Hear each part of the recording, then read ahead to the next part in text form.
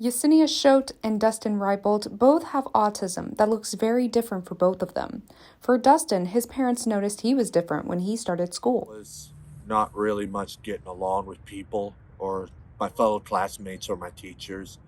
They started to notice it, but when I went to Cheatham Middle, they found me a teacher that understands me and loves me and understood what I had.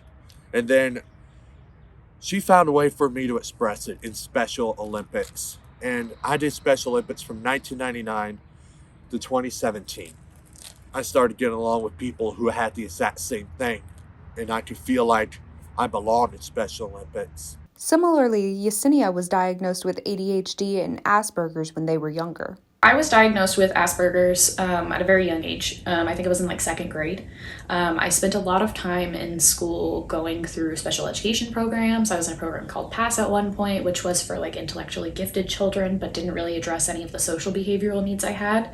I did speech therapy also for a while when I was younger. Didn't necessarily understand the same social cues as everybody else had. Or if I didn't get a joke and everybody laughed, suddenly I felt rejected, and suddenly I felt uncomfortable, and suddenly I was like, why do I not get it? What is wrong with me that I am not understanding? It was only a few years ago when I was talking to my psychiatrist, and I told him, well, actually, I do have Asperger's.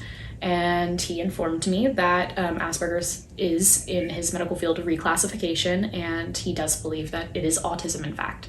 There was a lot of strife in the medical community in the early 2000s because a lot of kids were diagnosed with ADHD, and they were given Ritalin, and they were given Adderall, and I was one of those kids that initially it was Asperger's and ADHD, and that's what it was. And there were a lot of kids that were misdiagnosed. Living life with autism has had its struggles, but Dustin says one of the hardest things to live with is the social anxiety he faces. Well, sometimes being autistic, I have Asperger's as a form of autism. It can be very challenging because I have to have my parents or my family drive me to events or drive up to meetings or stuff like that. You don't let it define you. You don't let it rule your life. And what I've been doing with pro wrestling, even though I have Asperger's, I always listen to my coaches. I always pay attention, even though sometimes I can't. And it's very hard. Autism, it can be cool and fun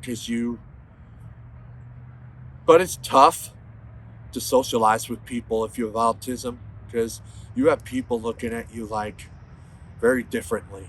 And that really irks me. Yesenia is a makeup artist and model, but even being their own boss has been a challenge. One thing about being like a gig creator, a makeup artist, a gig worker is my work being freelance. I set up appointments. I have straight up had days where emotionally I have been so broken down that I have had to cancel appointments. I have had to cancel shoots because I physically just cannot. I'm too emotionally upset to be able to make it that day. There are some times where I just cannot break myself out of it, and it can be something small, like I spent all morning using up all my energy or all my mental energy trying to get all these things done, and I got too excited and I got too manic with my energy, and then I drained myself before my photo shoot. But where a neurotypical person would be able to understand, I have to do this in this way so I'm not tired, me in just a very excited, manic state, very happy to be doing this thing this afternoon. Oh my goodness, I have this fun thing to do this afternoon. And then noon comes along and I'm like, oh no, I have no energy, and I want to cry, and I don't feel good, and I haven't eaten. But then there's other days that I feel like my autism really helps me, because I'll show up to a shoot, and particularly I had this shoot back in December that I was makeup artist for double of it, and I did this fun Grinch look for one shoot that just like came out of nowhere and was super fun, and then the second look that I had to do was completely freehand, and I was doing the makeup on myself, and I came up with this really killer like Frozen concept, but my brain was just going, like I just had time and I was free flowing in all forms, and it gave me this intensive imagination, and it felt amazing to walk around the shoot after that and have people be like, that looks so good, how did you do that in 30 minutes? And that was my strength was just my divergency helped me come up with this really creative piece. A common goal that these two have is for people to understand autism more and how to care for autistic loved ones. Yeah, people with autism, they're just like you.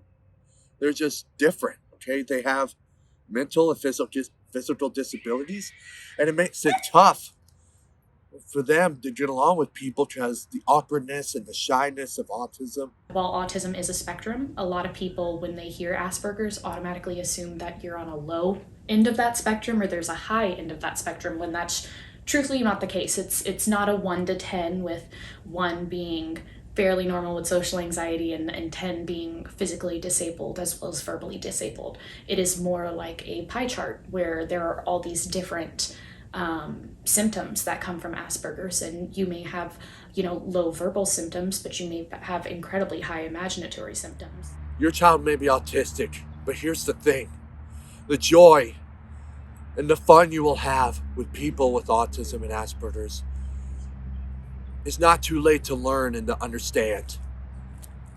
You need to understand and research and do everything you can to accept them.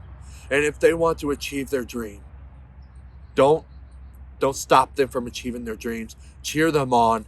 My older sister, she's only 3 years older than me, but she has a 7-year-old son, and he's actually autistic as well. And so it is kind of beautiful to get to watch her raise him in the ways that we never got, the ways that I never got to be raised. And it's kind of so beautiful to see like her be able to supplement him the way that he needs to be supplemented. And it's almost a little bit healing to my inner child because she is my older sister, so she was always like a mother to me anyway. Have compassion, think differently when it comes to your children. A lot of times I feel like mothers psych themselves out and they're like, no, I'm sure he's fine. I'm sure I'm just overthinking and he's fine. But that's, maybe he's not.